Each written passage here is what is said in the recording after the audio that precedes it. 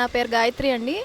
మేము ఇక్కడ hitech city నుంచి, మా ఏరియా కూకట్పల్లి, హైటెక్ సిటీ నుంచి మా హౌస్కి వెళ్తుంటే ఇక్కడ మిల్లెట్స్ది ఇది చూసాము. మేము మామూలుగా మిల్లెట్స్ని ప్రిఫర్ చేస్తాము, అందుకనే ఇక్కడ రాగి దోశ ఈరోజు తీసుకున్నాము. బాగుంది, చాలా టేస్టీగా ఉంది. ఇంకొకటి ఇంటికి పార్సిల్ కూడా తీసుకెళ్తున్నాము. మీకు నచ్చితే మీరు కూడా టేస్ట్ చేయండి.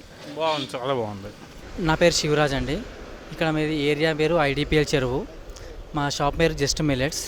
అండ్ మా దగ్గర దొరికేవి మన ఇడ్లీ, వడప్ప, కుంత పొంగనాలు, దోశ, అంటే 4-5 రకాల మన దగ్గర మిల్లెట్స్ తీస్తుంది. అరిక దోశ, సామ దోశ, జొన్న దోశ అండ్ రాగి దోశ అండ్ సజ్జ దోశ ఉంది. దోశ రేట్ ఒక్కొక్కటి వచ్చేసి 35 రూపాయలు. అండ్ ఇడ్లీ, వడప్ప, గుంత పొంగనాలు 30 రూపాయలు ఉంటుంది. అండ్ ఇక్కడ ఒక 1 మంత్ నుంచి ఇక్కడ పెట్టడం జరుగుతుంది మాది. ఇంకా మాకు వేరే దగ్గర బ్రాంచెస్ ఉన్నాయి. కేపీహెచ్బి కూకట్పల్లి టెంపుల్ బస్ స్టాప్ ఉంది కదా, అక్కడ ప్లస్ మాదాపూర్లో ఒకటి ఉంది. అండ్ వెంకరావణ దగ్గరలో ఒక షాప్ బ్రాంచెస్ ఉన్నాయి మాకు ఇక్కడ. మార్నింగ్ ఇక్కడైతే మాకు 4 o'clock నుంచి నైట్ 11-12 వరకు